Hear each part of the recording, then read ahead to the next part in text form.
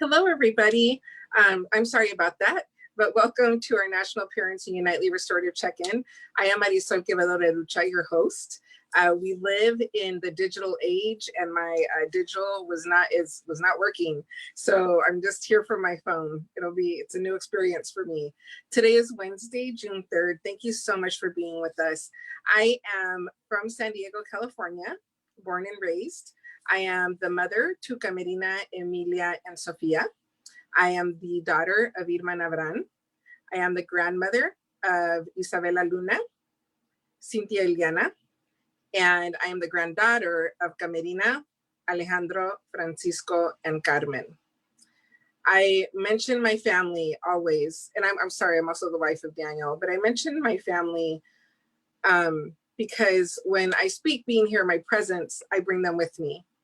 And I think it's always really important that we remember our family is with us, and that we speak with the voice of all of those who have poured into us. So thank you for allowing me to introduce my family. As we do every night, we do a breathing technique that's called 4-7-8. So we inhale for 4 seconds, we hold for 7, and then we release for 8. So because I'm using my phone, I'm gonna have to go old school on us and hope that the pacing is good. So we do this for four different rounds, okay? So we inhale for 4, hold for 7, release for 8. And I'll do the countdown for us. So we're gonna start by exhaling and inhale, 2, 3, 4, hold, 2, 3, 4, 5, 6, 7, release, 2, 3, 4, 5, 6, 7, 8. Inhale, 2, 3, 4, hold, 2, 3, 4, 5, 6, 7, release, 2, 3, 4, 5, 6, 7, 8.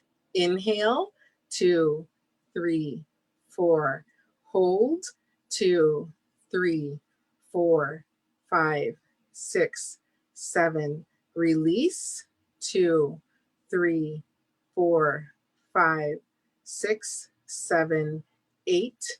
Inhale, 2, 3, 4, hold, 2, 3, 4, 5, 6, 7, release, 2, 3, 4, 5, 6, 7, 8.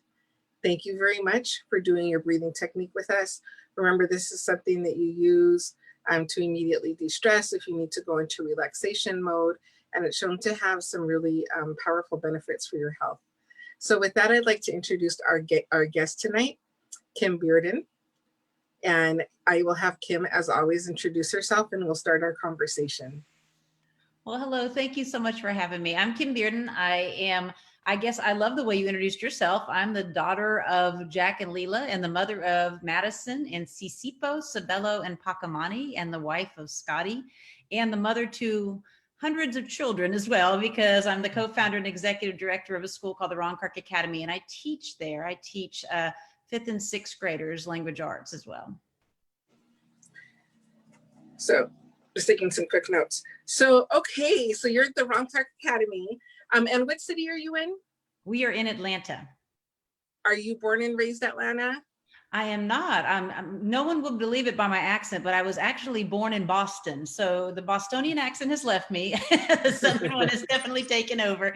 But I've lived in Atlanta since I was about 13 years old. So I definitely call it home now. And I've been an educator for 33 years, always in the Metro Atlanta area. Can you talk to us a little bit about your work? So you're the executive director and you teach? And I teach, yes. So as I mentioned, I've been an educator for 33 years, and some of the listeners may have heard of Ron Clark. He was an educator that was teaching in Harlem when we met. We were both honored by Disney as Teachers of the Year. And when we met, we just hit it off, and he had all this passion, all this enthusiasm. And he said, we should start a school together one day. Now, if you know educators, a lot of teachers have that same conversation. You know, if I had my Yeah. own school, this would be what Yeah. I would do. And I said, sure, Ron, we'll start a school. Didn't really think that it would happen, but it did. He called me up. Oprah had the Disney teachers on her show, was very taken with him and encouraged him to write a book. And the book did very well. She profiled the book. Remember when Oprah used to have book picks? And so if she profiled your book, that was a great thing. And took the money from the book, put it in a foundation. He asked me to move to Harlem, and my family was here in Atlanta. And so I said, you know, this is home for me. If you'll consider coming to Atlanta, I'm in. And so he came to Atlanta, and we looked all over, found a dilapidated old building and turned it into a school. But I guess what makes us most unique or different, we're a school for students in 4th through 8th grade, but our school, we wanted to be able to impact as many educators as we could. Because if you impact educators exponentially, you impact students, because not every student could come to our school. So we said, what if we get the best educators we could find and we put them in one building? And what if instead of closing our doors, we open our doors and we allow educators to come and sit and watch us teach, not because we're perfect, because there's no such thing as a perfect educator, but so we could share our successful methods that we had, and they could take them back to their classrooms. And it was a unique model, and it still is. There's really nowhere in the world who does it to the scale that we do when we're not in the midst of a horrific pandemic. And so we've had over 75,000 educators from around the world to date come to our school, sit in our classrooms, watch our lessons, and attend our workshops to take ideas back to their students to build climate and culture for success with their kids as well. That is amazing. That is absolutely amazing. So I have like my top question. Why is it the Ron Clark Academy and not the Ron Clark Kim Bearden Academy, or the Clark Bearden? I get that question a lot, and I will tell you, he is my biggest cheerleader that there is. When we started the school, it was not his idea to call it the Ron Clark Academy. We were a nonprofit, and we still are a nonprofit. That's how we fund our schools, through the educators who are coming. And we had all these, everything from, we're going to be called Vision, or we're going to be called, we're going to be all these grandiose names. At the time that we were trying to start the school and we were desperate for funding, there's a movie called The Ron Clark Story that came out. And so as a nonprofit, we had built a board, and we said, you know what, let's capitalize on this brand. And so they agreed at the end of the movie to put up, the Ron Clark Academy is opening in the fall, go to this website to learn more. And the website crashed because so many people went to learn more because they were taken and moved by the movie. And so that's how the name came to be. I'm actually fine with it, to be honest with you, because, well, for many reasons. One is that there's a lot of pressure having your name on a building, especially when you're still alive, I can kind of navigate the world and be who I am, but he always has to be, to bear the weight of that name. And so I'm very, very content, but I get asked that a lot, and it's no shade being thrown on me by not having my name on the building. Yeah, I didn't assume that at all. I'm very curious about things. So I was being curious. So Kim, why are you a 4th through 8th and not a like pre-K or, an earlier through 8th? What was that decision about? Well, two things. One reality is that I had already been a middle school teacher for 20 years when we started the school. This is my 33rd year in education. And so middle school is what I know. But also, if you look at programs, especially at the time that we established our school, there are many really wonderful pre-K programs, elementary school programs, and then we skip to high school, and there's a lot of work being done at high school. But middle school is really the years when we start to lose kids. They'll be heading on one trajectory, they hit the hormones and all these different pressures, and then all of a sudden they can go one of two ways. And so we thought we really wanted to focus on middle school children, because if a child does start to struggle and then you wait till 9th grade to intervene, sometimes it's too late. You've lost that child. And there weren't as many resources available to help middle school children in that difficult time. When you ask people, what was your most difficult years of school? Many will say middle school. And whenever you tell people, I say, I'm a middle school teacher and I love middle school, people say, oh, I'm so sorry. So there's this idea that people have about those middle school years, because if you've parented kids in middle school, that's a challenging time frame. And then the last piece of that is that because we do train educators come to learn from us who are pre-K teachers all the way through post-secondary. So if you go into a middle school classroom, even if you teach much older kids, there's still components you can figure out easily. You know what, I could take that and just tweak it a little bit and it would be age appropriate for an 18-year-old, or you know what, if I did this, it would be appropriate for a kindergartner. So hitting those middle grades for us has really been a good place to be in those terms as well. Do you have schools that are kind of natural feeders for you, or are kids coming from, They come to is us it? from all over the metro Atlanta area. Mhm. We're very committed. We're a private school, but we're not like most private schools in the way that we're set up. In that most, not all, I don't want to generalize, but most private schools, as you know, there's certain admission requirements academically, or perhaps they cater to a certain type of learner. But we wanted to create a school where we have all different types of learners, because educators who are coming to learn from us teach all different types of children. Yep. The vast majority of our students do come from low wealth situations, although we do have some wealthy families, and our students attend on scholarships that are funded primarily through the educator training program. But we're very intentional in building a class of students where a third of the kids who come to us had not ever had academic success before. A third were doing okay, but certainly could have achieved more if they were put in the right environment. And then a third of our kids were doing well. And no matter where they fall academically, some of our kids had struggled with behavior issues or emotional issues. So what I just described to you, though, is a typical middle school classroom. That's how most teachers, their classes are built. And so we wanted to replicate that and have kids of all different academic backgrounds at our school. That is, it's just so beautiful. And I think the other piece is how, he, like you said, he was in Harlem and he made the decision to go to Atlanta to open it because of really wanting that partnership with you to open it, to open the school together. And it seems like the school is such, I think schools that are built like that they're almost magical, in that, it's people coming together to share ideas of what their best hopes are for the education of children. And sometimes it's families, educators, parents, and then to go from a thought to a vision to actually the building and having kids come in. And now, so you've been around for 13 years? 13 years. The building we purchased was a 110-year-old building at the time, dilapidated old factory, just in a barbed wire, broken glass and everything. And now it's a magnificent facility. It's quite beautiful. But yeah, it was a beautiful friendship. He's like a brother to me. And we just, sometimes you meet someone in life, and when I met him, I knew that we were going to have a special bond. I didn't know that he would really change the whole trajectory of my life, quite honestly. And so even my family, the whole story of my family and how my sons are part of my world, I wouldn't have met them if it weren't for Ron and his belief in me, because I think that he saw that I had so much to offer. He knew that he wanted to start a school. It was his idea, but he also knew he couldn't do it alone. And he saw how we were, we're kind of like the mama and the papa of the school, how our different gifts kind of fit together really well for the balance that we need. And so, yeah, it's been a beautiful lifelong partnership that we have. So tell us the story of your family. So I do have a daughter who's 30 years old, and her father and I split up many years ago. It was a very painful, traumatic situation.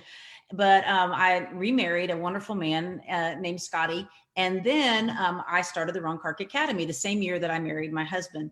And well, actually the year before I married my husband. But I was in the midst of working on the Ron Kark Academy for a year before the doors opened. And our school, one of the things that we believe that all children and all human beings, exposure is important, right? The more you expose yourself to the world, to other people, to other cultures, to other places, there's power in that. And so one of the things we were fortunate to do with our school is we built a lot of corporate partnerships, and we enabled us to take our children on and travel to different places around the world. And so the majority of my students are African-American students. And so the 8th grade year, the culminating experience for students who come to our school is that we go to Soweto, South Africa.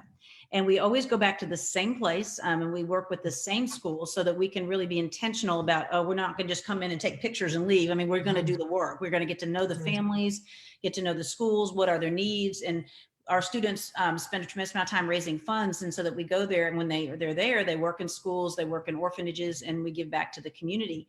And so how long is that trip? It's a 9-day trip. It's a 9-day trip, but we go every year. But the students will spend their entire 8th grade year raising funds, not for their travel, because the corporations fund that, but for the money that we donate to help with with the orphanages, with the diapers, with the wipes, things that we just take for granted all the time that they just don't have the resources for. And even things like, we're so proud, there's a school there that, every day they go outside and they do their morning prayers, but the sun would beat down. And so they saved up like 3 of the years of the donations we gave, and they built like the roofing shelter over like a covered area. And so it's been beautiful to see some of those things take place.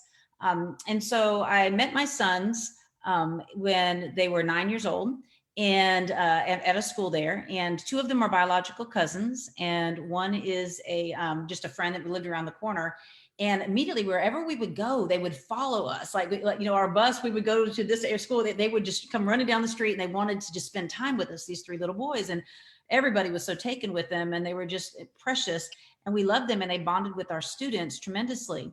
And so it's a long, long story, but through the cliff notes of the whole story, 2 of them were living in a garage, and one of them with a great great granny.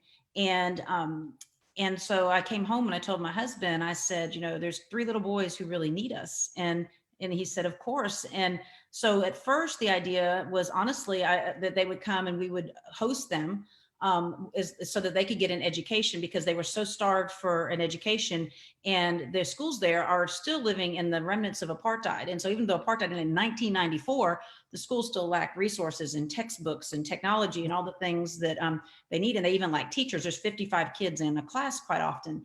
And so they arrived here, but immediately we became a very bonded family, and we were able to petition for their adoption, and which was a beautiful thing, and got their adoption. And we've just recently gotten their citizenship, because they've been with us for 6 years now. So it was a very lengthy process, but we've been a family for 6 years now. All 3 of my sons are 18 now, and all 3 of them just graduated from high school this week.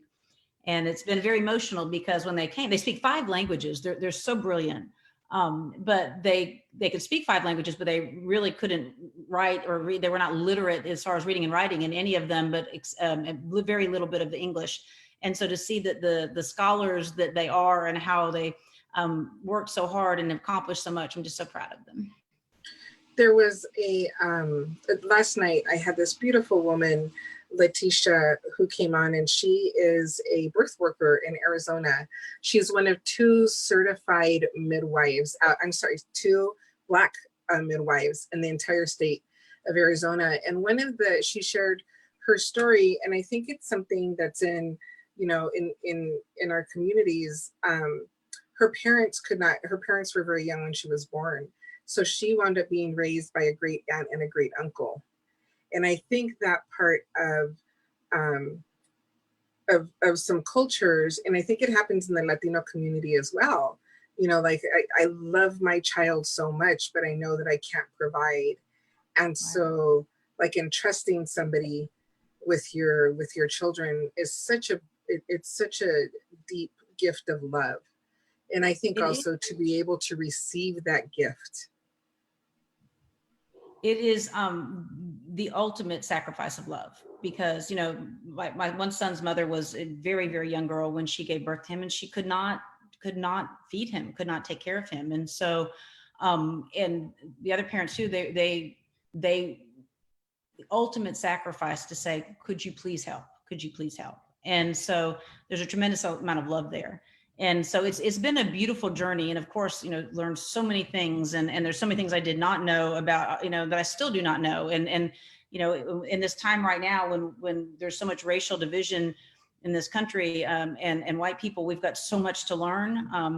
I feel like I've been taking a crash course for the past 6 years, and surrounding myself with people who can help me pour into my sons, and people who can, have the conversations and help me have the conversations with my sons. But it's been a beautiful journey. And but it's also something that's been mandatory, that I surround myself with people. I have strong Black men in my life, and strong Black women who can sit down and have conversations with them before they got their driver's license. That even though my husband and I had it, they can have the conversations too, and have it from a different perspective. And there's so many other conversations that we've been able to have in our house. It's just been a blessing.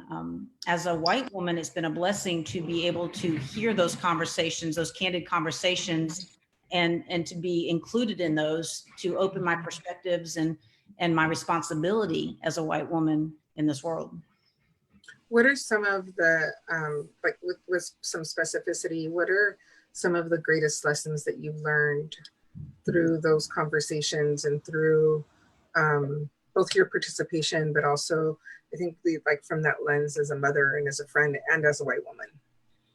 Right. Well, some of them I began to learn when I started at the Ron Clark Academy, quite honestly, because the majority of our students are Black students, and the majority of my staff, we've been very intentional about having a very diverse staff. And in education, about 2% of teachers are Black males, which, that's got to change. And so we've been intentional about having a staff where we can have these conversations and doing the work and doing the reading and things. But it's really become very glaring to me, the idea of privilege. And I know that's a topic that it's interesting how people get so defensive about that, because they're like, I had a hard life. Doesn't mean you didn't have a hard life, but just the understanding of how I'm able to navigate through the world, or I have navigated through the world with a complete unawareness of how my whiteness affects that. And there's not anything wrong with being white. It's not, but it's a reality. And, one case in point, even in the book I have coming up, I wrote a story before the Ahmaud Arbery case took place. I wrote a story about how I wrote about several different things that had happened that let me really understand the privilege I have that had not been aware of before. And one is that I go running all the time, and there's a neighborhood under construction a couple of years ago, and I'm like, it's under construction. I wonder what these houses look like. What's the floor plan? I wonder what kind of kitchens they have. And some people may think this is horrific, but I know a lot of people that have done this all the time. I said, well, I'm just going to walk in there because they're under construction. They're going to be for sale. It's like, go check it out. And so I stop my run and go through the house, and I come back, and my sons are there with one of their friends. And I was like, y'all, those houses are amazing in that neighborhood next door. Oh my gosh. And one of their friends said, Ms. Beard, you can't just go walking into houses like that. And I said, well, why not? He said, they're so dangerous. I was like, well, why? And then all of a sudden I just had to stop myself and realize. And yet I understood it when he said it. But then here we fast forward to this year, and Ahmaud Arbery, who was doing the same thing. And the consequences of that, it shattered me to my core, just to see that, oh my goodness, the very same thing happened. And, with me, I didn't even have to give it a second thought.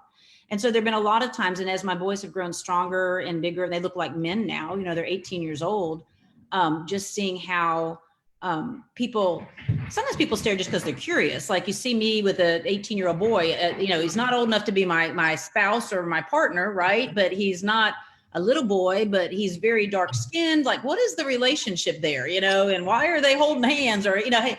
And so I think sometimes there's a curiosity, but there's also been times when people have responded, in different scenarios where I see how my children are treated in some situations where people are making judgments based solely on their color. And it's been something I've never realized. As a mama bear, how do you handle those situations? Well, it's interesting that the very first thing that every time I ever happened, I didn't say anything, and now I speak out. You have to gauge the conversation, you have to gauge it, but the very first time, and I know we all are on home quarantine, so if you hear dogs barking upstairs, it's out of my control. So I apologize. The dogs are going crazy upstairs. But, the very first time I noticed it, we were looking at houses. We were going to move before my son started high school, and we were looking at houses, and we walk in, and it's an open house. And there were 3 Black women who walked in before I did. And then my sons followed, and then I did.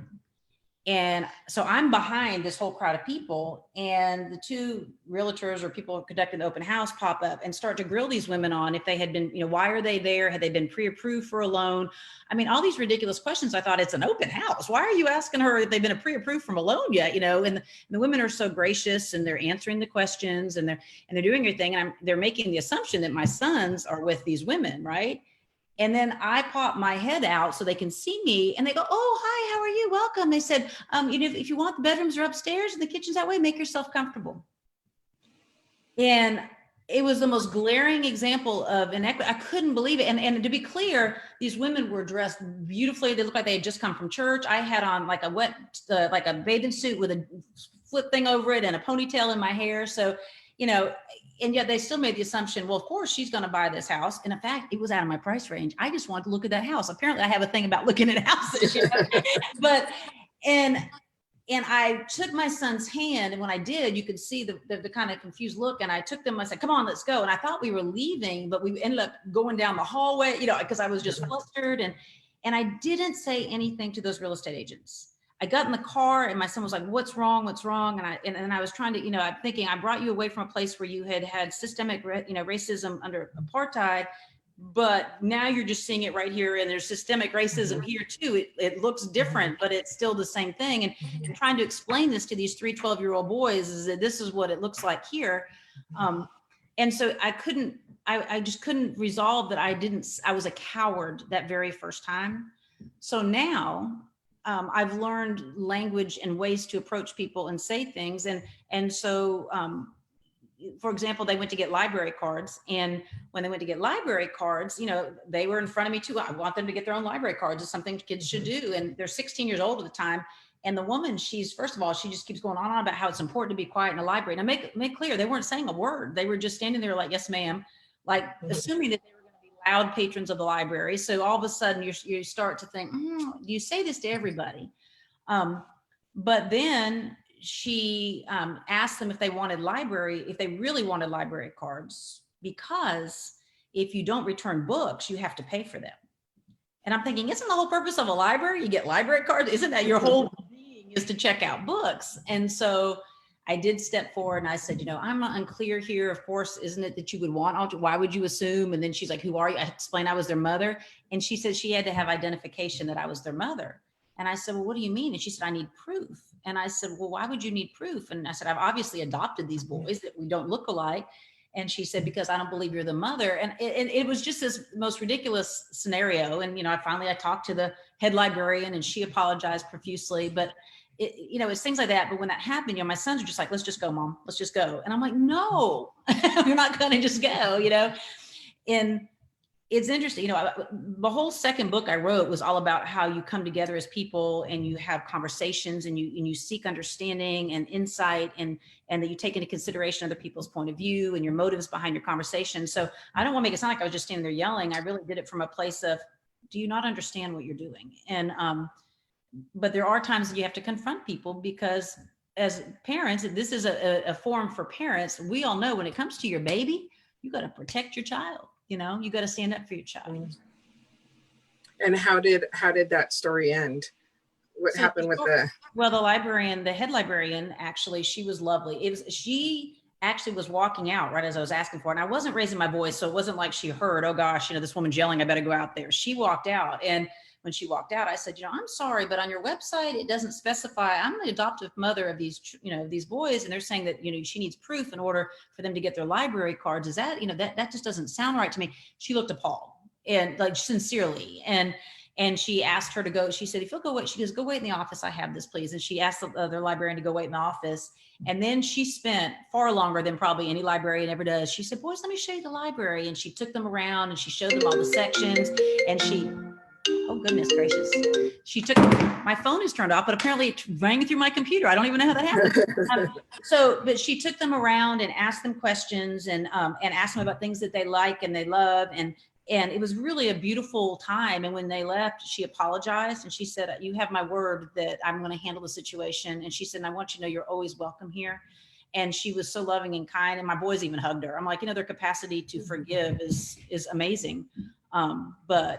And so it was good. How are they doing? How are your boys doing?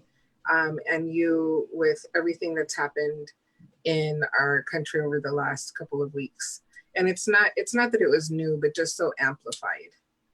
It's exhausting. And I don't even want to project that I can even, here I worry about my sons, and I pray for my sons, and I fear for my sons. And I was just saying how I pray for their spirits, that they not be crushed from all this. But I don't want to project, though, that I still even know how hard it must be if you are a Black mother or a brown mother, and you're worried about your own protection in addition to your children's, right? Like that's even a whole other layer that I can't comprehend. So I don't want to project that I would know that I don't have to fear for myself, right? But I fear for them, and there's nothing worse than fearing for your children. So it's been a heavy weight, and I worry about my students, and I'm especially worried right now because I can't be in the room. Our school, I feel like one of the things that we do best is that we do have very courageous conversations with our staff, with our students. Yesterday we did have a school-wide meeting so that the kids could talk about things that were on their heart and their feelings, and our teachers are very accessible even during the summer. But I feel like there's just a sense of comfort for them to be able to walk in the building and to have those hugs and to be able to have those conversations in person. So that's been very difficult, but they're okay, but their hearts are hurting, and the common thread is just, I'm tired. I'm just tired.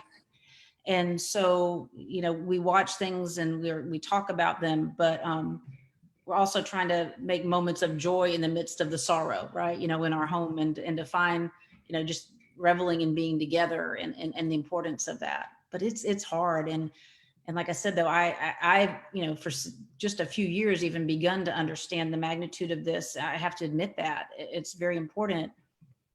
But I also have to understand that if you are a parent who has endured this your entire life, and now you're seeing it passed on to your children, having to be in a world where these things exist, I can't even imagine that extra layer of how painful that is.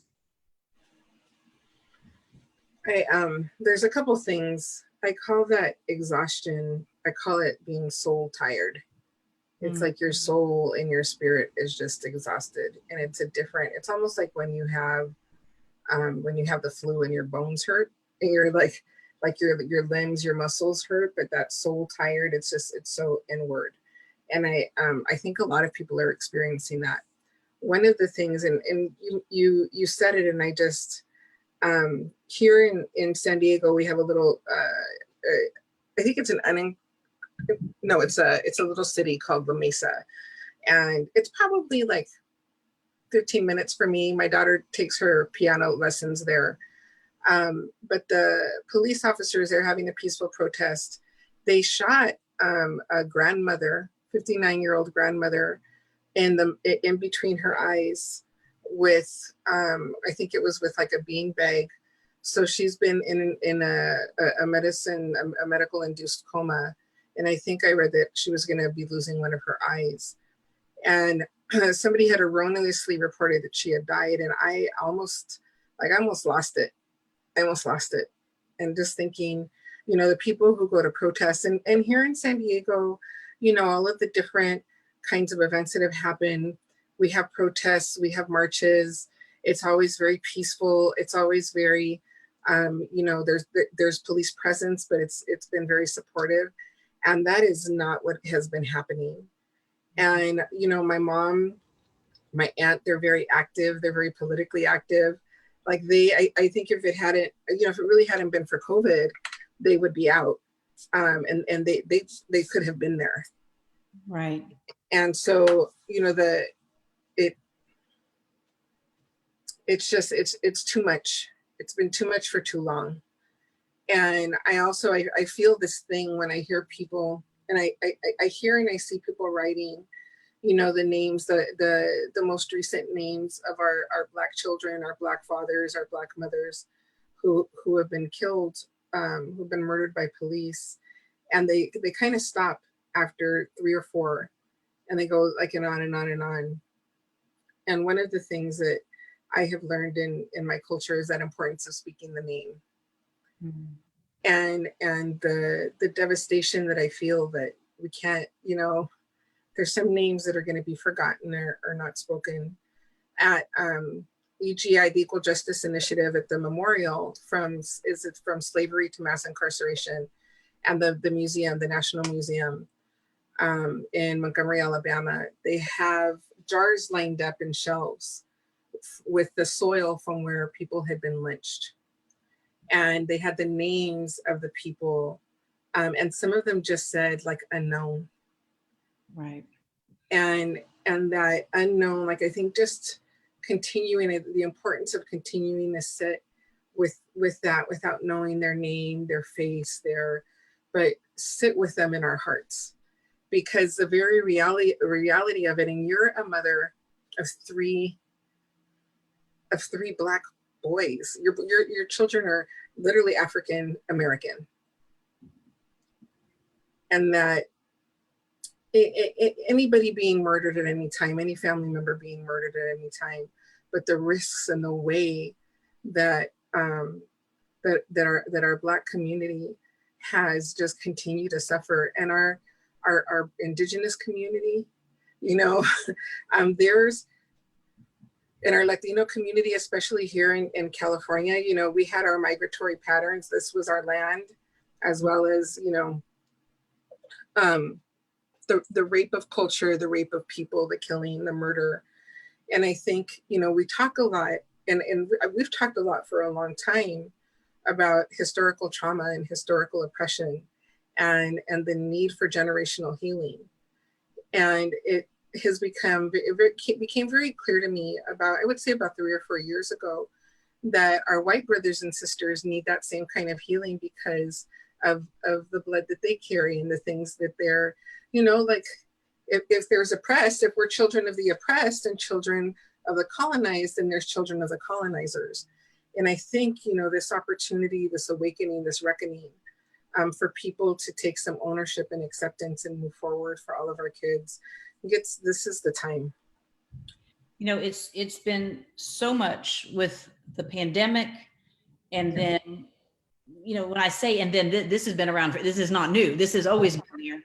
But, you know, when you're trying to figure out, okay, why are we going through this? You know, I'm a very spiritual person, like what, how, why, you know, how can there be anything good in all of this? And it's just horrific. But I will say from this, I feel like, you know, I'm a 54-year-old white woman, that I feel like in my lifetime, I've never seen more white people, maybe white people who just wanted to just pretend it didn't exist, or who liked being oblivious to it because it's a harsh reality to face, or, you know, we thought, well, I'm just a nice person, I'm nice to everybody, but didn't still understand implicit bias and things like that.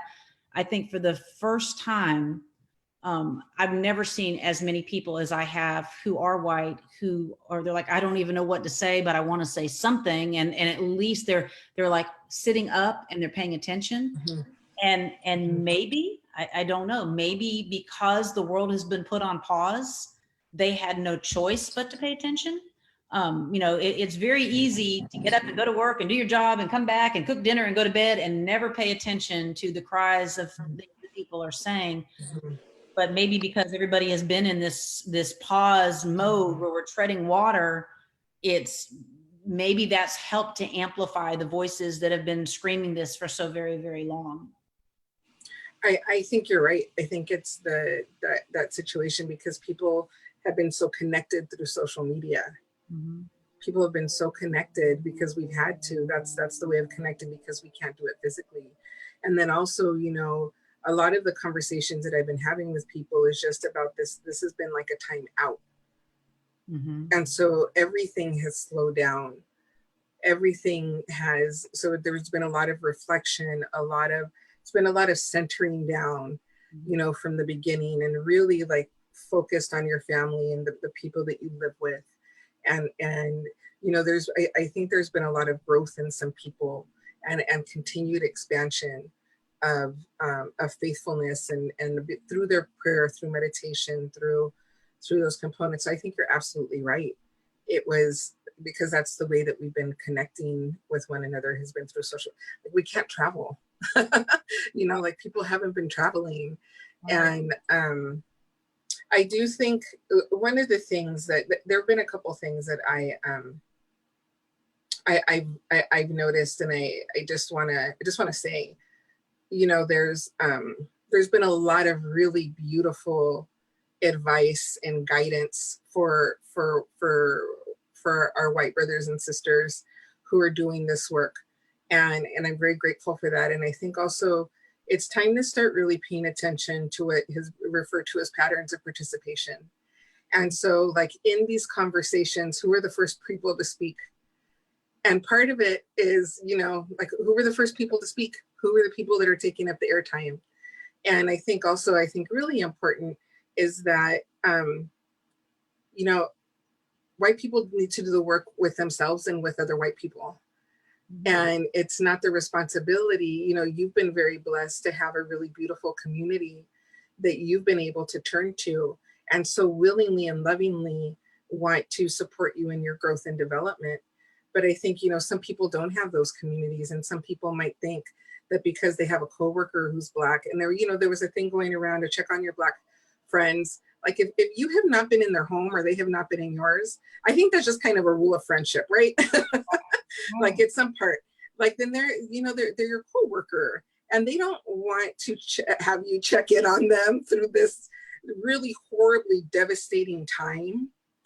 Like I think even checking some of that, like taking at those really deep layers, and I feel like it's a lot, but I feel like it's a lot for people, especially people that are not used to this level.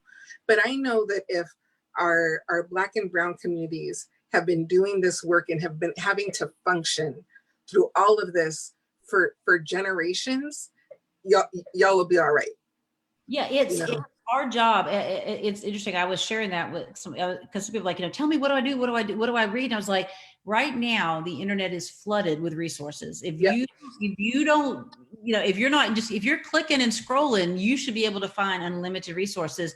And so I think we want an easy fix sometimes, and you know, and a quick thing, and we got to do the work. We got to do the work. And because people have been telling us this, you know, Black people and brown people have been telling us, everybody who's walking this earth right now, as long as we've been on this earth, people have been trying to tell us. And so, yes, I think we got to do the work ourselves too. We got to listen to the voices, but their voices are already recorded. They're in documentaries, they're in books. And I cannot recommend highly enough the book White Fragility. I got to tell you, because is interesting, I will tell you that one of the things that I had said to my coworkers on many occasions in the past is that how beautiful their culture was, and I felt like I didn't really have a culture. You know, I said, you know, what I was using the wording though, what I was referring to is I love this sense of community, the music, the food, the traditions, and I was like really struggling. And then I was realizing I do have a culture, but a lot of it, you know, it's interesting, but I don't necessarily like all the parts of it. I love some of it, I do, but you know, I don't. But it was interesting. So the book White Fragility, is very powerful for me is it gives you language to have conversations, I think, as a person, but it gives you an awareness of things that you've just always existed in, and it's who you are, but you never realize that is part of your culture or that's part of your upbringing. And this is not to generalize. So I don't look and say all white people are the same, because we're not, you know, but by any means, none of us is the same. We all have different, but I think that book is a powerful tool as a starting point for people to start to go, oh, okay, I get it. And the hard part is that the title, some people who are too fragile, they won't pick up the book because they get defensive because I'm not fragile. I'm not even, you know, so you have to get past that. You have to put on your big girl pants and you have to go, no, I'm going to read this book and listen to the truths that are being told in it. So it's very powerful, very powerful. Yeah. And I think it's so important to read it, to talk about it, to act it, to take in, and then make some resolve around what your action steps are to move forward and to continue growing. And there's so many opportunities right now, I think, for people to also engage. And I mean, it's something like have book studies, have book conversations, create those circles of dialogue in your communities with your families that may not have even, you know, like you were saying, ever thought that they would be talking about this topic. And it is a very good book in the way that it it explains things really beautifully. Yeah, it really does. It's very clear. And it just to have those conversations are important. You know, one of the things that we do have this thing called Club RCA, which it's a group that we have that you can, you know, register for on our site. But the point of it is that, you know, yesterday we were like, do we have it? Do we, you know, we have these Zoom meetings with hundreds of people. Is this the appropriate time to have a conversation?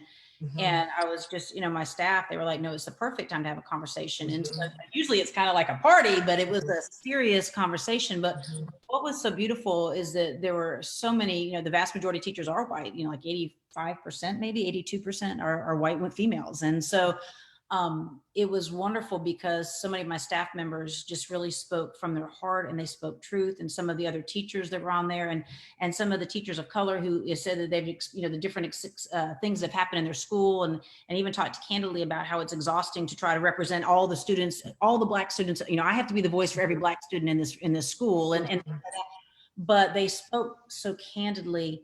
And it was beautiful because I do think for many white people, they had never been in a space where they heard people that they care about, or they have some sort of a, at least a connection with, even though, not a deep friendship, but at least, we're connected through this group.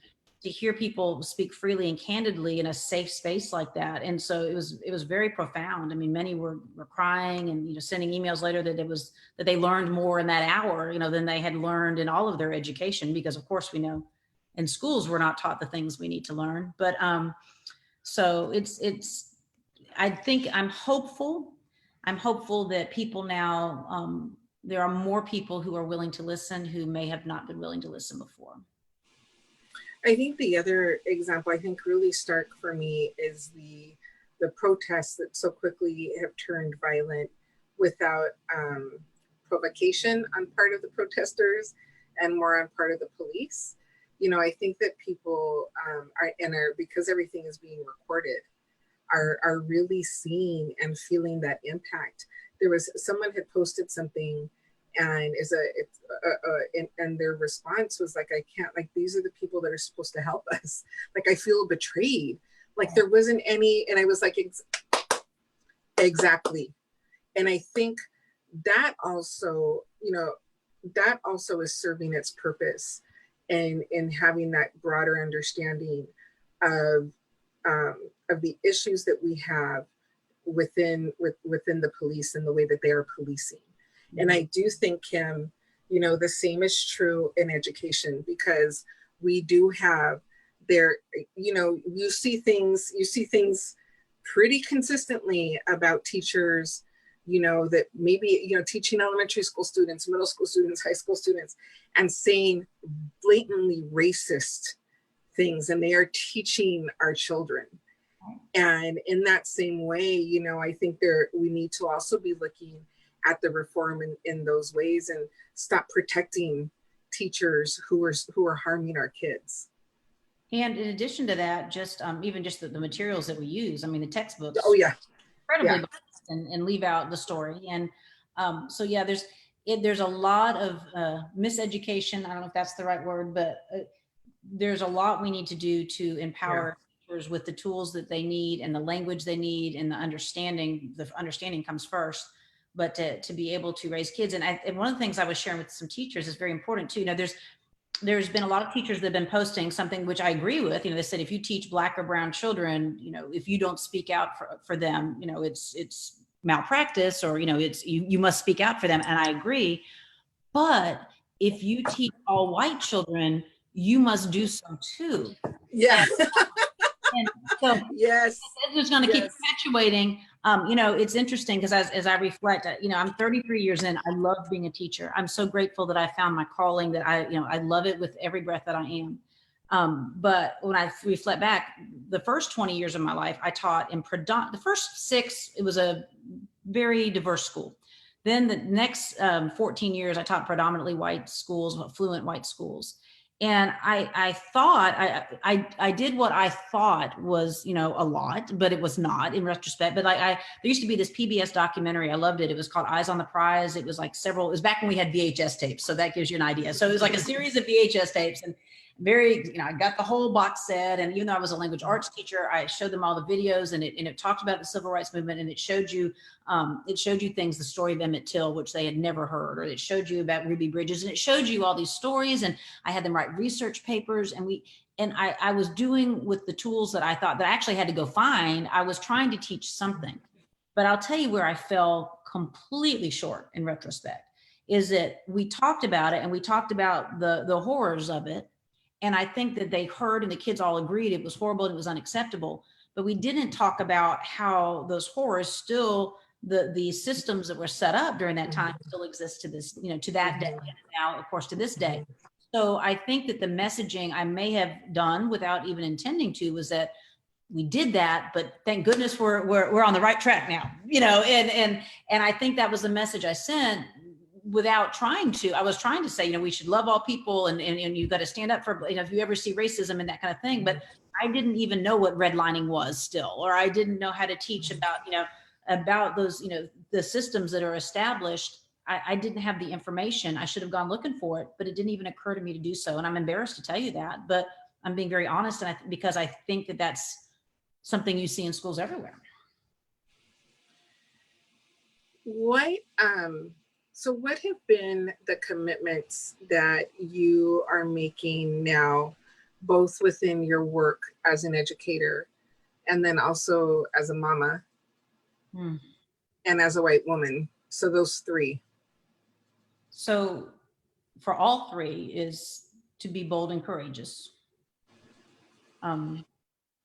Now that doesn't mean I'm still need to listen more than I speak, right? And I don't want to ever present myself as an expert in anything, because that, that's that whole idea. But to be bold and courageous, to speak truths when I know that they need to be spoken. I think that that's across the board.